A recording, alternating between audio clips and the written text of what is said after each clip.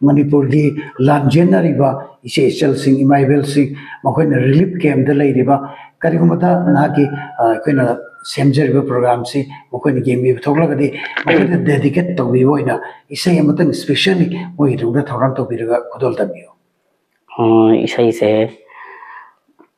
ngasi relief camp da lei riba ise san imaibel myam punamak khudol tamjaba ise khudol tamjage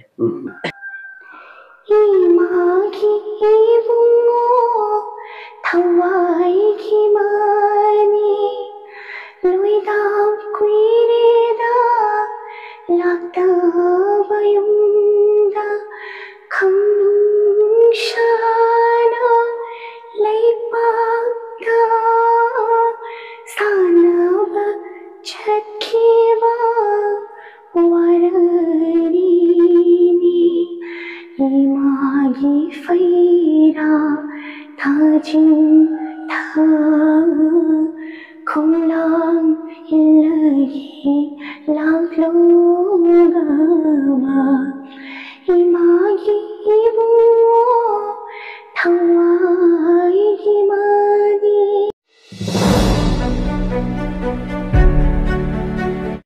Manipur ki nauna machindum khalagliba isai nongmai gi lamda miyamna thuro ken lomna huji phawu ge sakang naraba bekili ma bamga wari nga tang chana jage masiba yamna nungai ba harau te yamagi waklon mari nate beki ki punsi huji kamdo leli kari awaba sing mayong nari haibana chimadu ekoi taminashi beki ngasi agi yumda dagna nungsina harauna ngahator sulapiba masi dongda tasinga penjai yam nungai je beki butara nokse aisu aigi smaina mayamda awanu ngai warima siata hunbagi phangbagi tajam pibi damakta tamo buso madi si khoimu chenen buso ena tharpo ponduk chari koire biki se unaningba biki gi sei ke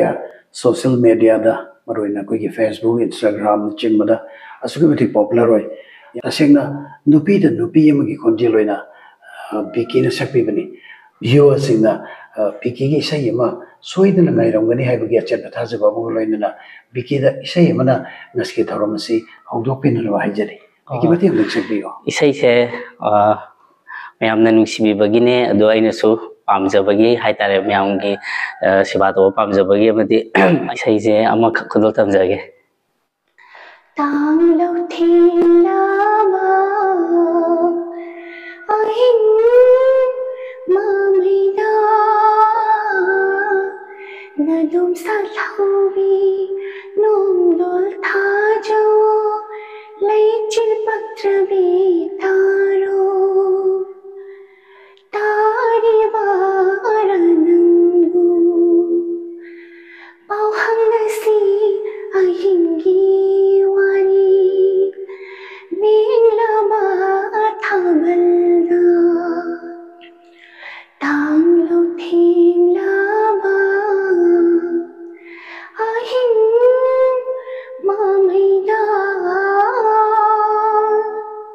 emotional oi koi thamoi thok lawa ai koi inner mind ji yona touch tawa adu ma khonjel amoi adubu yamna ngakli badi manipur gi sumang lilada female voice sagli bising se makhoi sing asidi nupi khonjel khakta sakpani nupa gi khonjel kaishu thoidongna mana sakpa aduga nupi gi dusu tasenamak nupi da nupi gi khonjel koirabra haibasnate adubu aina beki da gi amna kalak cheribadi asuki matik nupi gi khonjel nungsina thotna mengna nauna saklabasigi mathakta nupa gi khonjel dasu asuki matik phajana mayamna angakpa attraction amak loinna sakpa ngamne masisu ai mayamna khangan janingi mayamna already kharagi makai bidi khambiramlani adubu ngasiki khoi ki khoimu channel da unajabi khudong chaba silokjaraka nupa khonjel dasu bikina suki matik phajana isang thongna nupa da nupa oina sa ihebdo miyamda mathik amadang tambiyo taseng badi ai sai je angang oi ngai da ai je nupa bukel da adum sai tamjare abako oi ngai da tu ga aina suddenly khangudana sum hoi pambadi angang oi ngadi hona dum khoigi family sai se aina sum hall da sum film yang bangang ngai sat bakan sida film da sai to yaw bakan se dum radio da sai lak pa je zero simna khoigi da puspati khoigi sum sai myam lak bakan se dum ai je nungsi ba hai da dum pa thana pam jara dum ai thana sum lona ngang ne ba ko de matam da pam jara ga jo mini kai hai to no na sak tu pa ji kai jar mi utrakan gu masak pa mi la kana sum tok thok to ba di tasimati biki de lewa extra talent je masi utho bo tam da kana guna feminism ko gi nupi rongi ge no akalon chen ba adagi hanthana ge magi madu mo mi je idea ama ga po ka drive gi no wanda chengna sa ba ma so de le ramani adubo masidi art ki quality ni engonda pithok charak pa inborn loina rak paduma quality ni haina yam sakta pa loina na ai nupa gi konjel so sukimatik fazana sakpa mi have do matang sin ne mate kam tan mayam da thogal torga tan janinge bisi mayam mak de gi abisay am kak dol tam jai thawal faraba ahing sida no haunana ningsing hale nungsibi magi satamdo kakngau naraba wakhal bu themlamu themba haiwe nangni thawal faraba ahing sida no haunana ningsing hale nungsibi magi satamdo fazai he nupa konjel na amuke no taning wa akoi da nungai habam pokale na I logjage adubo nupi konjel nupa konjel ani mak tu na sakpangam biriba biki gun quality sidang pani biki kana da gise tamakya sai je ina hamba ngang ori ngai da oja islam da hana tamjare sai je aduga adu matung da mo oja ti janda da ju salamme aduga isa nar padagi matang khra lepro matung da dum sumang la dum yaw isa ke lepham se kaibi aikak mapal ni ko kaibi awang lekai kaibi awang lekai thoidongna imphal gi lambi thong asuki matik phattawa aduga yamna ba klapiba kilometer kya mo ga lapi kilometer se 20 above foigidra thawa tongma around 20 ne na lawrsi aduma ko lambi thongi khudong cha aduma meyam am leiba aduga amma mathengda bikira chapra thengna ki ba madugi nungai tama meyam ma soidna mayam rongani lila chapa haiba se matu ahinga thengda halakpa no marakta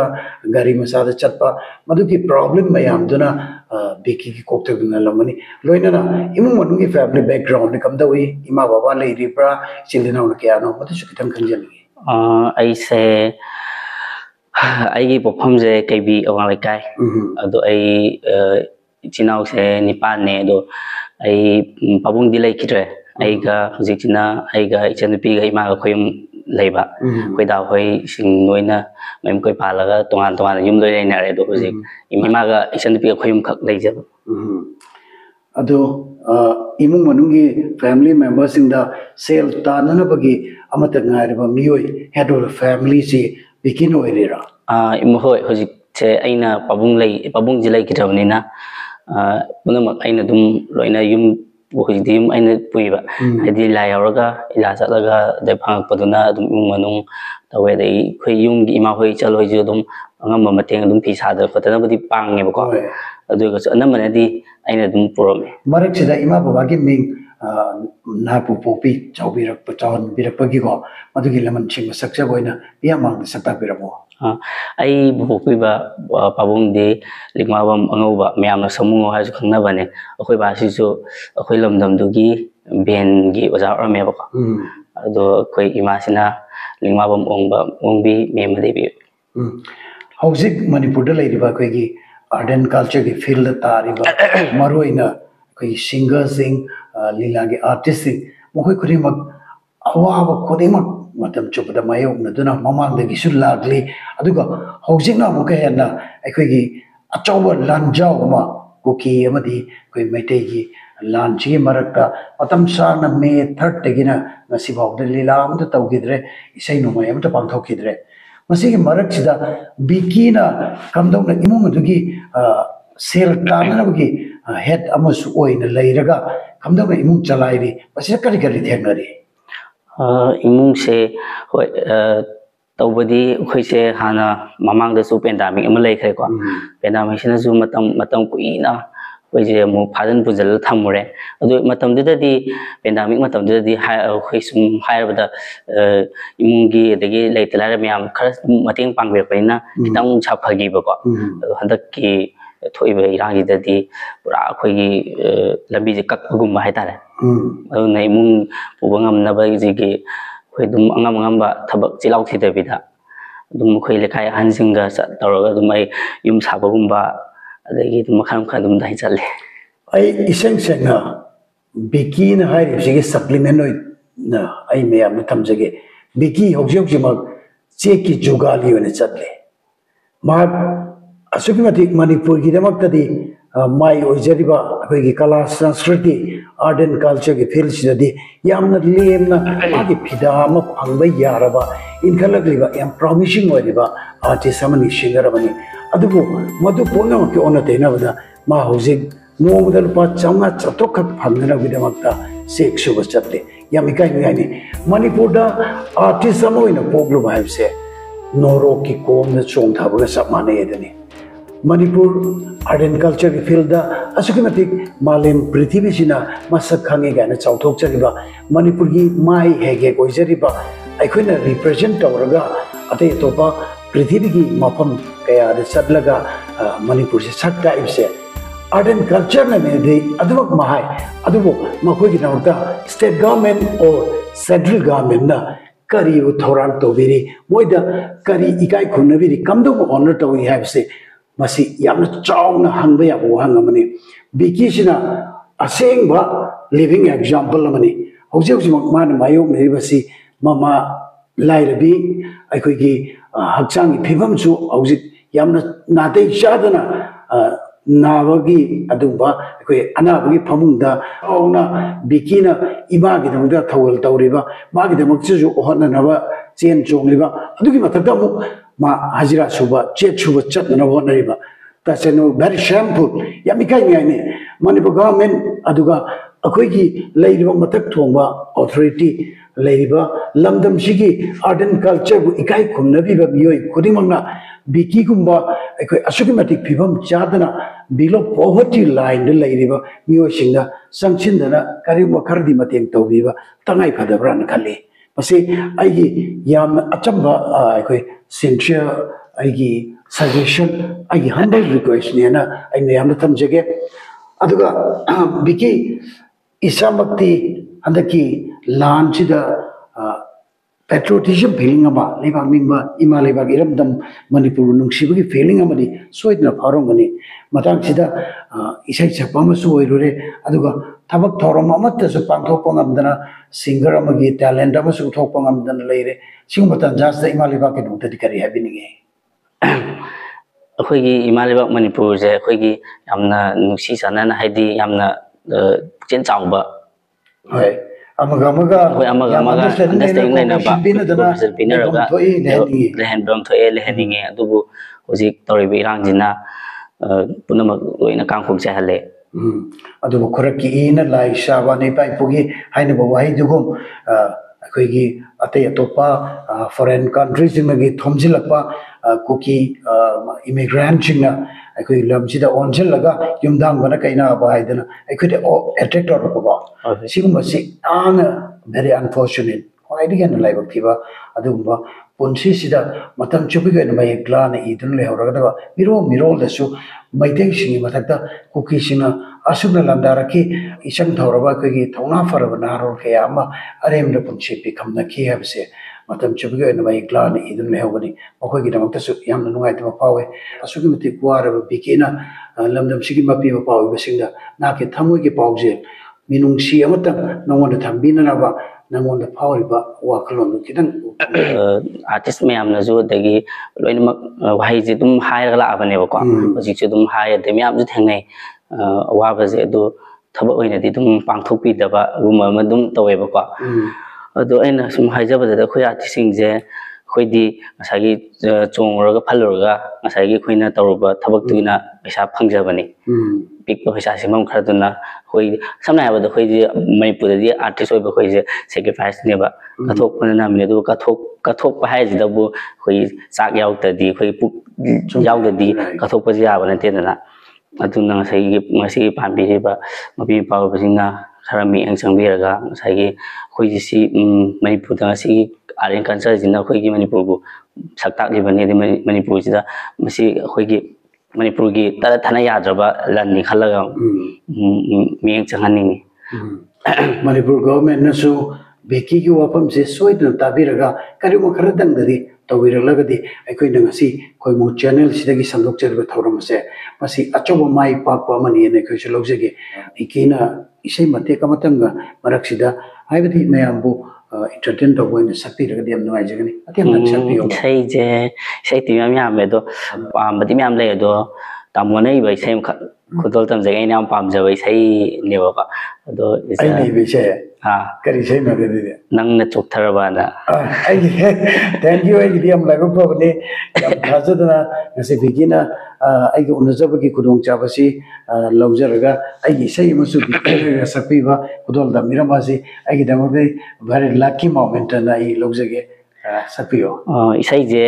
simada ki sakpane ado ai di matok tam mane isai je ado myam pamjaba gi sungkho tam mane so ki was na pi sai je marak ta gi oina sak aina pamjaba ancha marak te sak sai nasibi laha hamleda Trida ama ikai kumnana kaurak leptapna haukratun siro haigi mapham tinindana oi jaba thikre nasagita asira Lamba taubiman ipangda Nanda choktaraba nikudura Kanahan udrabada Yepchakibi thank you so much sai asyam si ai di tasema yam emotional oiman gidana mitagi pi ta ge towe how ke matam da ine je ke vishay adu album oina putho ke vishay wi mami taibang na wi competition to da second ta ki bani si sei se STV da interview asu loge matam na ningseng aga pongning yam nusi ba mi ko ba moi isai je aina ju youtube ta hama thagalapagi album punna yengmina ba kan ai ju kappe ba ko isai je yang mudan haidi aini isai je kaino haidi isai je da ina thim je ina khangjaba da kana umba si je mem na traga su kana umma na akhoi je sum sembira matung da ma ka thokpi gi bedo adu gi mami ji uba da sum akhoi di khara ke hadaino emotional ka oi ga le ko ijo adu dai tor ga ina artist is emotional oi gan bani yam no gan bani adu da ina chingjal laga dai tor ga ina yam pam na ta gi visai ne do ai hoji mateng ka khmya do kho tam jaba ne do lok si thung ne khara ju nuai ta na soi ga ta biki si swala gi feel ji da changa isai sakho gi je sidi sahi kyam ko sure aina smangila da hamba in khungda gi baje 2013 gi March tagi oi adai de lang ya manga ngoi rum gi ne hoi oi ri kana lam sar ga pusala ga sakhino isai je ai je taseng na di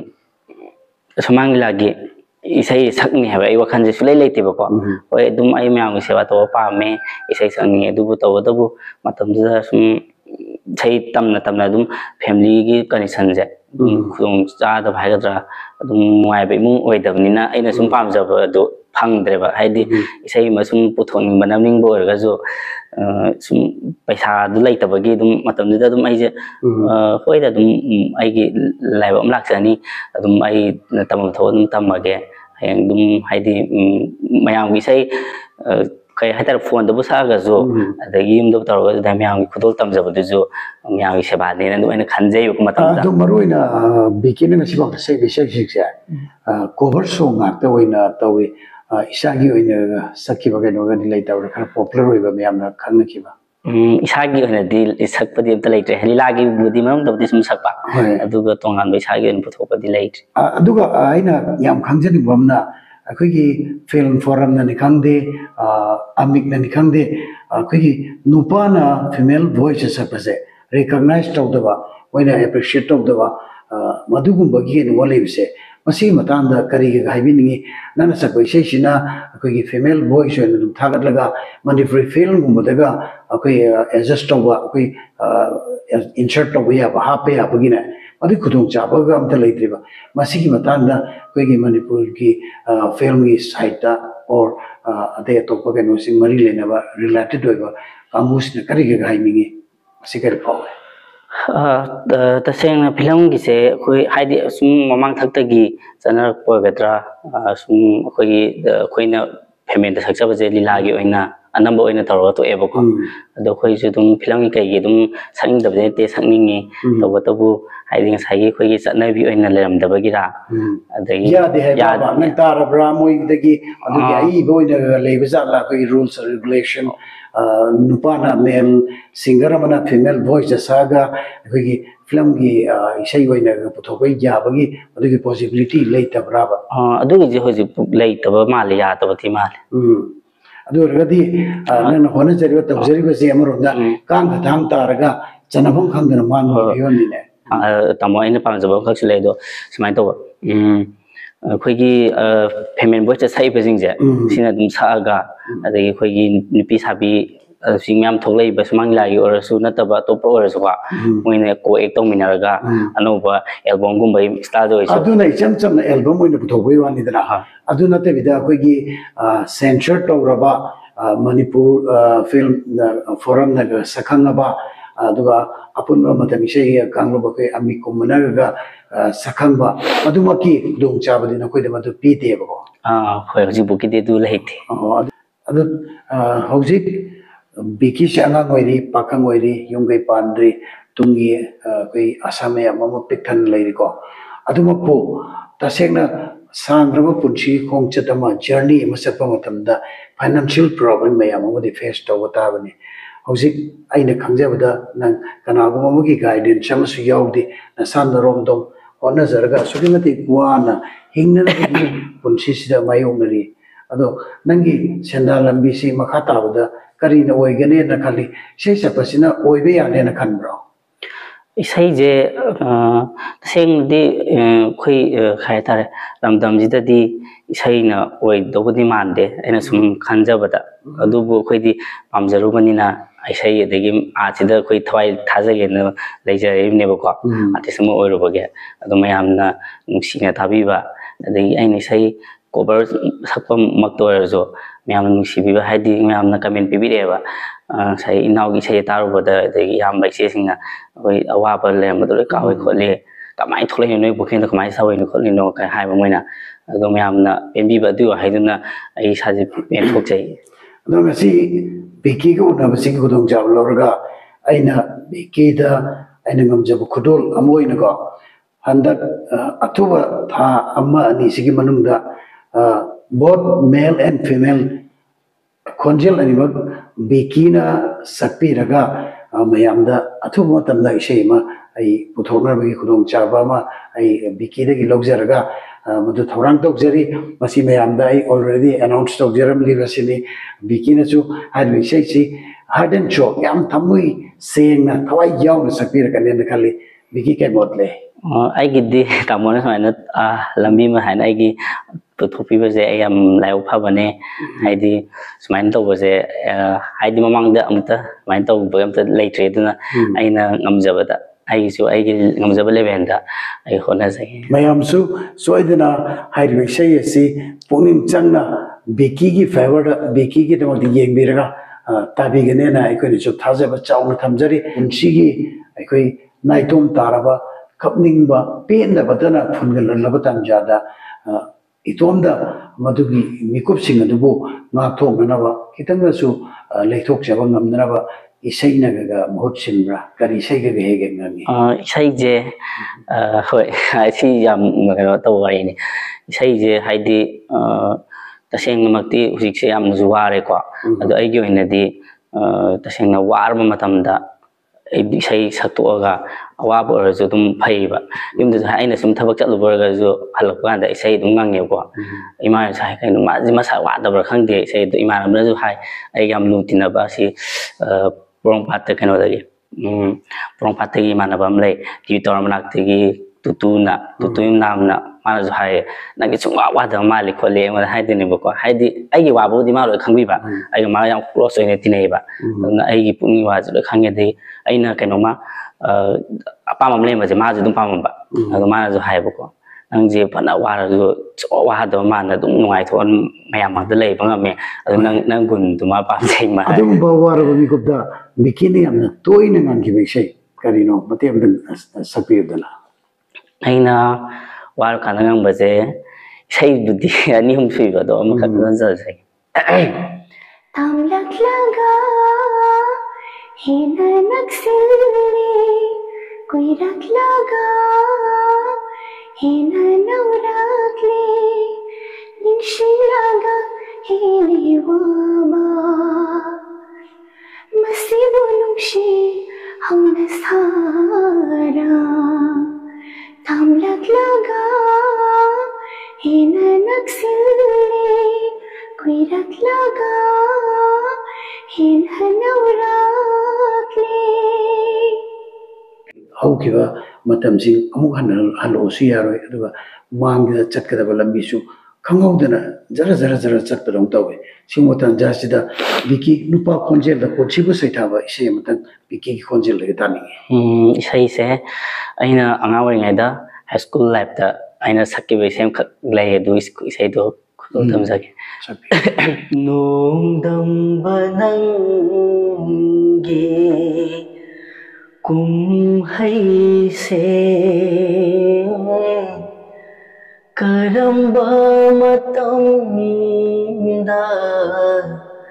loigani karisu khangjadaba nanaida karamba change no nahake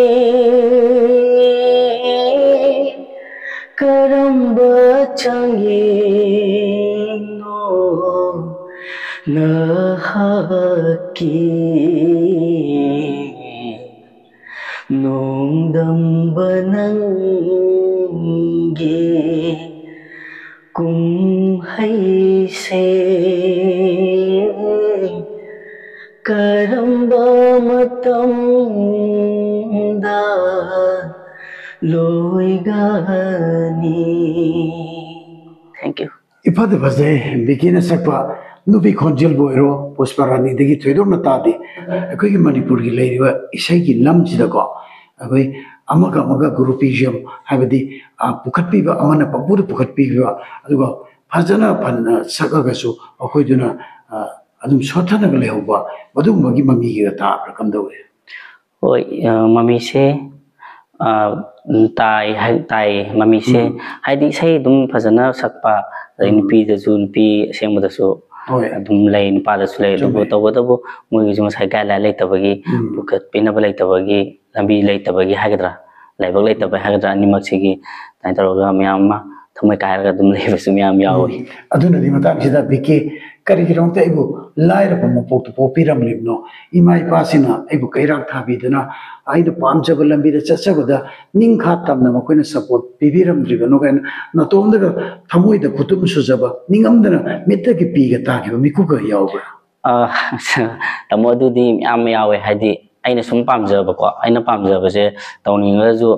sai imungi condition family puno maksina adum pangthokpa ngamdaba adom amamdasu aina live on bagisu aina wanda honaning bagi ithilamasu wanda poalle aduga amukchu ningbasu kahalle adumani maksi hausi fawda bikina khwaidige na nungsi jaba mahaki mapalna ngasi taibang pal sida aina kariuma kharatang nasu khudol tamjaba ngamli bani gaina credit puno mona pibi ningba pejaning badum kana ko mogadi leibra kana credit pijaning base aibu haidi mayam da sum saktaram hanabada de isaigilam da su isai aina sum samba khanda su haidi khoidi isai je sakjaraga jo isai dugi manung yauna adai mapan adagi phajana boken gi du adagi myam phajana takwi gi baje khoi mayam gi oja jiten kumar naure oja jina taroga dai sembi rakpane adoga sumangila da su oja na dum mana maiga pamina rupa khanda ai khangkhang da dum kai menung da khangde ila tawn da khangde nga da sakjana tawe do khoi dum haidi akoi bu si bagini aduga dai taroga ngasibu oja dai taroga lamsing bi bane nai kedi se oja da officer ke yamngai oja jiten gi dong te khu chautok che mapanam gi khoi gi hindi singa singdadi hindi ki oina di aina pam se pi dum hajarage alkayanika hoji sera ko sal pa hindi gi sei sakbagi athing mabong pudile adumapu ekhoina changing amoina trial amoina piki de leiba inner talent to atai atoba bollywood ke singer singa saido madugo yauna piki su sakpanga mi hebdo ngasigi unari ge sigi hutong chabalorga matek matam gi exauge sai je aina pam sai am कुछ होता है ये अलगैनिंग ने सब ऐसे का खुद होता है हेरा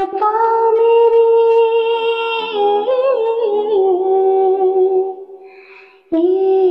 इसका किसी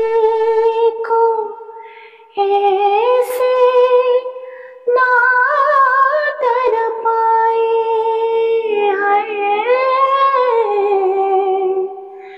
दिल की बात रहे इस दिल में ओ तो तक ना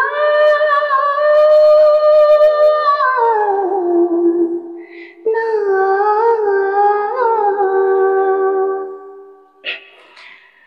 तुझे याद न मेरी आई किसी से अब क्या कहना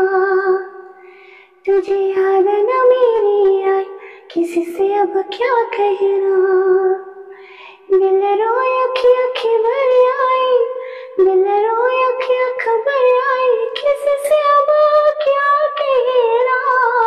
तुझे याद न मेरी आई किसी से अब क्या कहना thank you yamngai biki punchi habasi ningsing bagi loiba nai de wari ni biki ki hoge punchi da khwai di ken ningsing ngai ngasi maksu thamoi da ta sona thinna leiriba adu ma kari kari mi ko ko yauke na nuai kidaba habise nuai kidaba ti myam le du aina kaw da bam khak tile noma khoi je isai hom sei hai re ko te mesing na harak paisai ne hom isai sa pakan jita singer amagi nupa oidene bako aduna isai noi nang lai sai sakte do khote do hai duga isai kano amakak sa kholo tu tawre bako haidin sai babu kai gi ne hajora dei sumle kai di thola sa ena khan bagi oide di khangdre bako o yam ta na amakak ta yam sagadin dana ga sa wai o adoi ha ko yaw kre ba adu ai dana tan imana ba ga ju ngai taba du po e ba samina ba do mado matam dura ma na nang talent khangga ba ne na logo se hoi ai adumai khal adu khaisu khande ba ko adum ai do hoida adum ai di mi na sai gi sai siliba iteming dina moina hairei banina moi gi sai ani hum ka oisu haidi mi gi matau tam sak pura ga jo mayam du gi awab ha kauk tholam ma ngai halam ge na dum khanjai bu kai wakal da adu kan dum haire adu matam da ha ku da sum singer kai je tum mari mre sum kauk thoka sum kauk khoina ha la ga jo dum singer kai moi gi chana bi ma lei banin lei banara khan lei be khang de dum kauk thokre bu ko adu khoi je dum ngai re ngai ba je ta dum mi se ai je suko thok tre to dum ha ra me ha ba de ga je थोगलिएबको चलजे इबाई सारोइसे खोल जेन हादो आई नमित कापेबको सारोइसे सैदो कदोगे अदो आई मु तेमर चंगे कदोगे नक सो छलकते तो साइदगी नक सबंगाइ नि खोलिने हारपा आई तेमा हाइतोरे खोले अदो नो तरोगे खोलगे ये सारोगे खोलगे नुआइत्रे हारे या यारोय तरोगं साइगे नमदना कौथो मदु साए सापुगाइ आइजे मफम निमितो लाथोखिरादि खलमनेबको मोइ सहीम खक्सपि खोल हाइ खोले तो नु वारो बिरै संका खोदो तमजगेना अदु मयामजिना निमितो कमेन्ट पिक पाहागदि अदु मथक साइङा जदजु मा हाइरेबा आइना सापुगाइदा मोइदि नुपागी साइल तो बनिंग बजानेबको अदु मसाइगे गेंगम म्यामदो जाइने पि साबका म्यामजे लाउनरेबको आरो मसाइ मोइ बाबो ममांग लेबो इदना मसाइ सामन पिजिं दे नंग हेले त लाउनरेबको अदु इसाइम कक साम जंगा के तो बदि म्यामजिना सिलां कांगु देगी मुले काइ म्याम चंग चेंजला फारे सेनि हुंगो खो तमो ना अदु आइजमो दुएट तमoi छना सागदाना अहुम सामे अदु गन हाइरे साइगी लायंगमिबा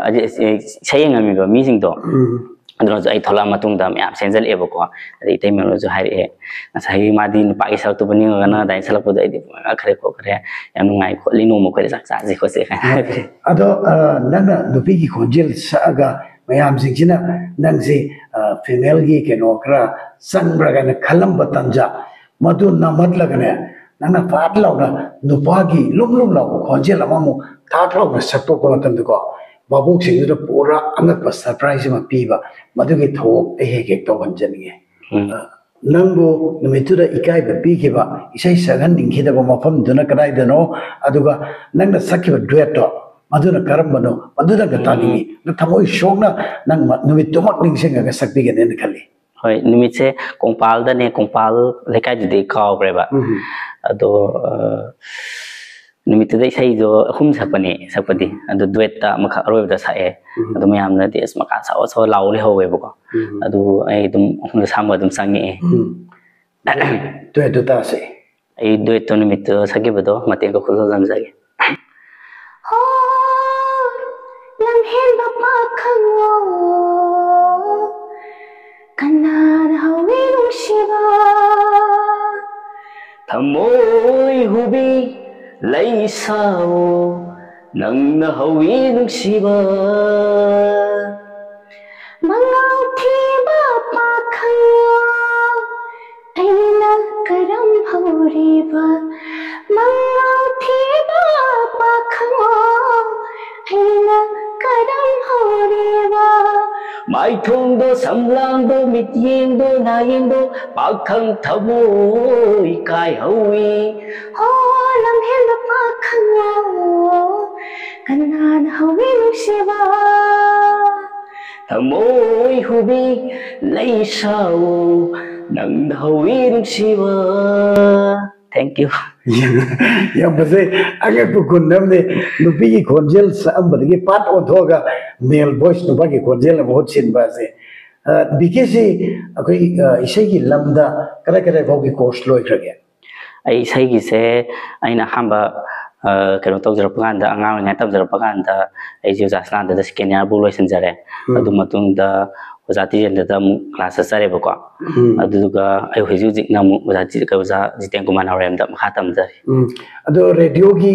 कोई अप्रूव आर्टिस्ट सम होयनबा मदुगी नन परखाना चिंबा थाबा एग्जाम थाबगी दोम जाबगा लेत्रे रकम दो खदुम चाबसे मथंग तौकेना खले अदके दि खदुम चाउद्रे ओनसी नन कन्न भोनरबा ने अम खोय मेम सु लेरि अखोगी अंगम अखोगी बेस्ट लेवल दा नन पुन्ना वर्क तो मिनरगा नन हाइबदु माइ पांगरबा अखोय पुन्ना होनबदा सरुगिया मिनसी एबसिमसु थमजरी अखोगी आर्टिस्ट सिंग मराइब करी ओहेनचिगे सरकार अमुकसु नंगना थमोइ सोगना दंग अपील तौबियो रिक्वेस्ट न थम्बियो आइना अपील तौजनिंगबसे यामदि तौनिंगे दुबो अखोइजु हाइदि सिगलमदमजे थोइबे रांगिदा साइगी मयम मकै थादोगा मयम मकै हाइदि सिरबा मयम दो यम मकै मैसाक अगा ꯍꯧꯖꯤꯛꯁꯦ ꯂꯩꯐꯝ ꯆꯥꯐꯝ ꯈꯪꯗꯅ ꯇꯨꯝꯐꯝ ꯆꯥꯐꯝ ꯈꯪꯗꯅ ꯑꯩꯈꯣꯏꯐꯥꯎꯗ ꯌꯨꯝꯗ ꯇꯨꯝꯅ ꯏꯪꯉꯦ ꯑꯩ ꯑꯍꯤꯡꯗ ꯇꯨꯝꯕ ꯀꯥꯟꯗ ꯏꯊꯟꯗ ꯋꯥꯈꯜꯗ ꯈꯜꯂꯦꯕꯀꯣ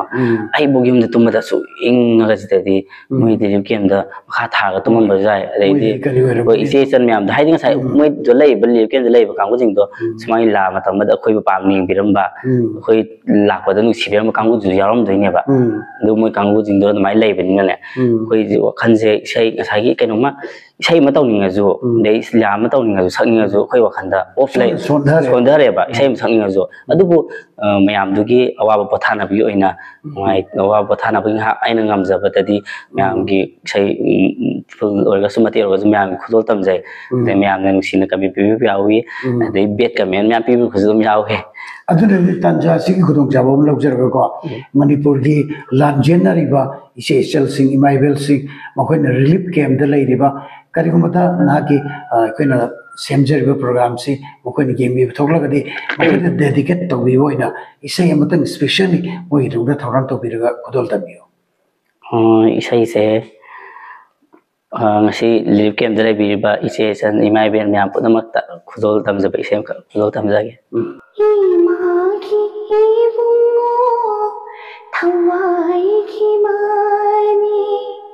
luidam kuireda lakta bayumda khamnung shana leipakta sanaba chakhiwa wararini imagi faira thajin tha khonglang illagi laglogama imagi bungo thawai himani. Thank you. Andake lanjida lanjeneriba ima ibel iche ichel mayam punamak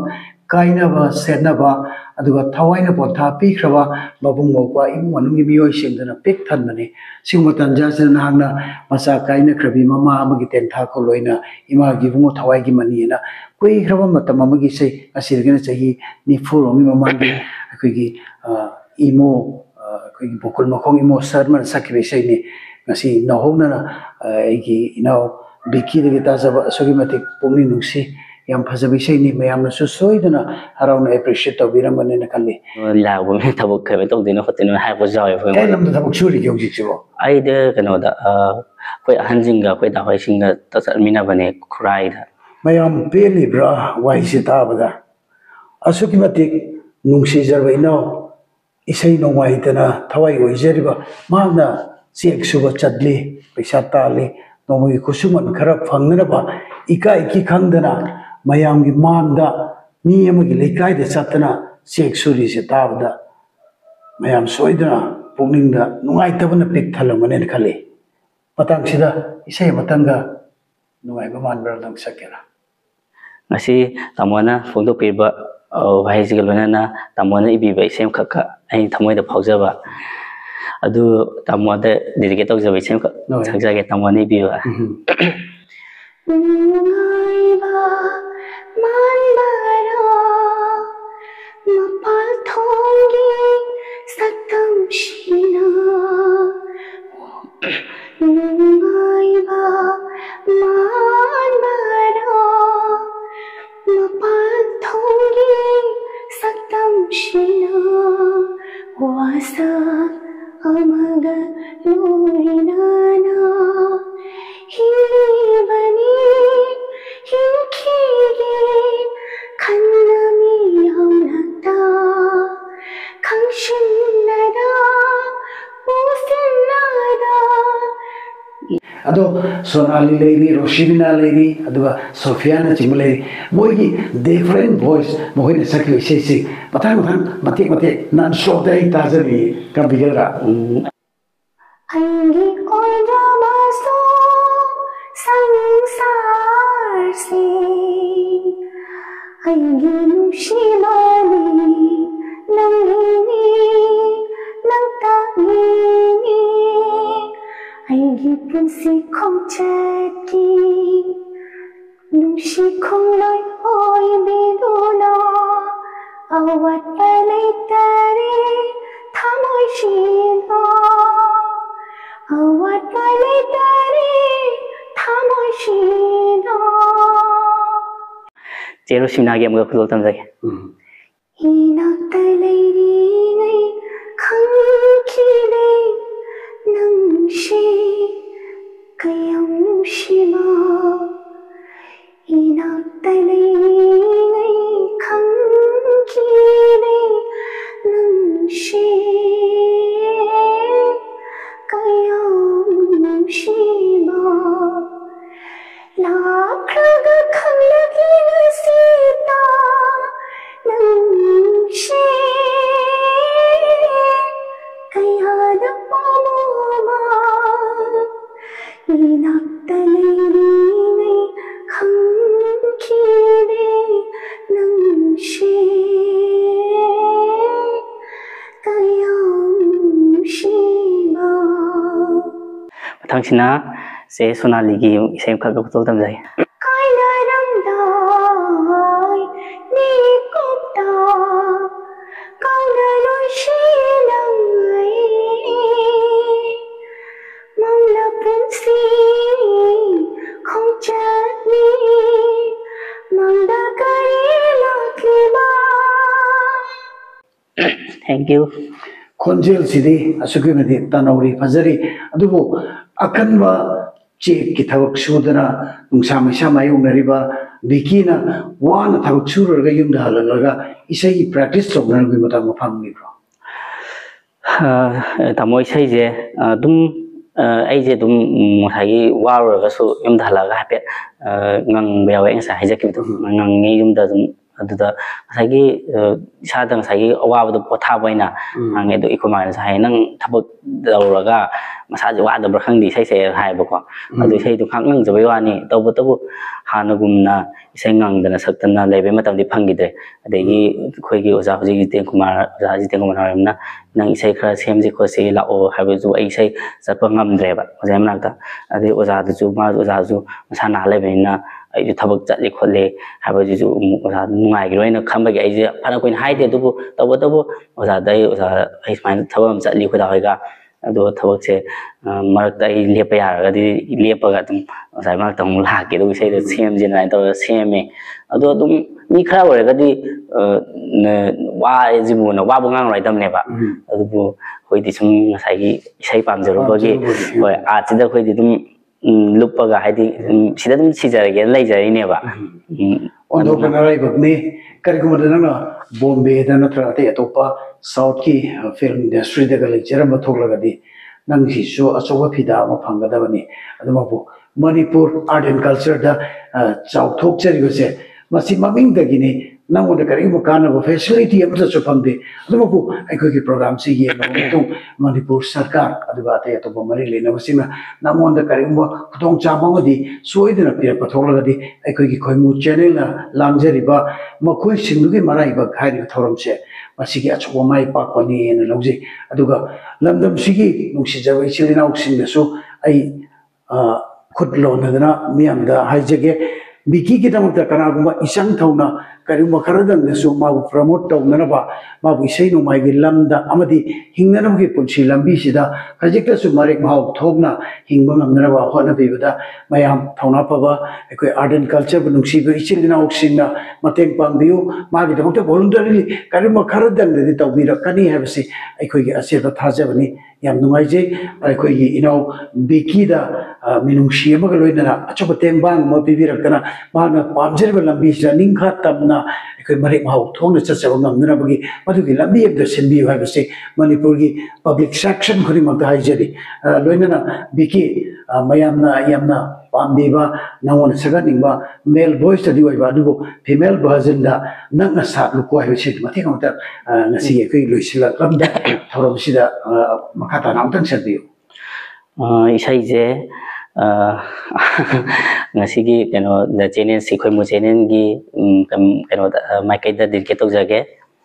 nakna saluko nakna layo taba phanghallo nungsi khonjello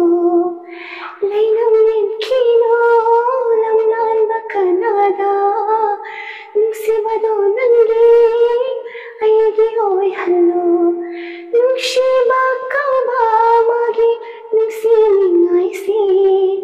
ꯈꯜꯂꯦꯗ ꯀꯣ ꯄꯥꯈꯪ ꯊꯃꯣꯏꯁꯦ ꯂꯩꯇꯥꯍꯟꯗꯔꯦ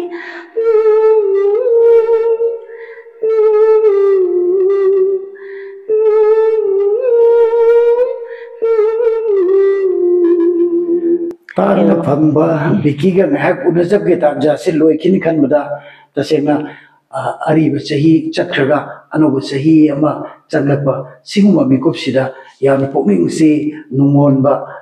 अखोइदा नुआइतबा निगम दबना थनबा मा एक एक नसिगी पुंफम सिदा फावले बिके नंगा मतम सांगना मरुमपांग इसिलिना वैना लेमिनना के खुतुम चाबदो खोइमु चैनल की रिप्रेजेंट तौरगा लेजरबा खोइदसो मदु पिबिगने ना खंजे अदुगा लोइनना लोइसिलपसिदा बिकीदा अइना हंजनिबा हाइजनिबा तौजनिबा रिक्वेस्ट अमतंगदि नसाइदगी नुपी वॉइस फीमेल वॉइस इसे सकदि असोके मति पॉपुलर होइरे से खागी अदुमपु यामना इचंग थौबा कन थौबा नुपागी खोजेलनसु अइ मतम चुपुर सगली मयाम थौल तौखिनि हाबगी चैलेंज जमक लोइना नुपा खोजेलना नसिगी थौम सिलोशन दियो इसे अगी ओजा स्टांडगी इसे खुदोल तमजगे चक्रो नंगी पुंसी लंबीदो नंगी नुंसी बत्तीदुना वारौरोई नोंग मता थामोइसिना अइगिनि तमलमद्रबे नंगो करमना थिंगलोगनी नोंदंबागी खुदोलबो ओइखिबयाय नंसेमिगी चटखिबयाय अइबु थादोक्तुना यम नुंसी बिकी मतम सी अहोबले रमना अरोय बसलाई नगा एकोइगा पुंदना नसादिगी वरियो ताइ शानबा मतम फन सांगले अदुना अयेंग बसिंगसु कोई सरलगलगदी बोरिंग शुबा तंधरप मिकु पोइरपसु कनाना खंबा अदुना एकोइगी थोरम सिदी मतंग सिदा लोइसिननबगी मयामदगी अयाबा लोगिनसि अदुबो इनाउना अइ सिदा लापदा इकाइ खुनबोइना नेयामना कैसु खुदोल तनिंगादि लेजदि अदुबो नंबो ऑनर तौजबोइना लेंगिया नमता नंगी नक्सन हुक्सगे मसिना नंगोन थौना अमोरगा मणिपुर की थैंक यू नमता रोइबा नाइदेबा नंगी खुदोल के तमना खो हाइबसि अखोनि विश तौजरी खोइमु चैनल की माइकेदगी इनाउ पिकीबो नमखै लेतरा थागचरी याम नुमाइजे नसिगी खोइमु चैनल बु यंबिरिबा मयाम पुनोपु खुरमजरी अमदी नसिगी चैनल सिबु मयामना सपोर्ट तौबियु अदि लमदम सित लेरिबा आर्टिस्ट मयाम की अवानुआई वारी मयाम खुदोल तमजकनी मयामना चैनल सिबु सपोर्ट तौबियु मदी लाइक फॉलो सब्सक्राइब तौ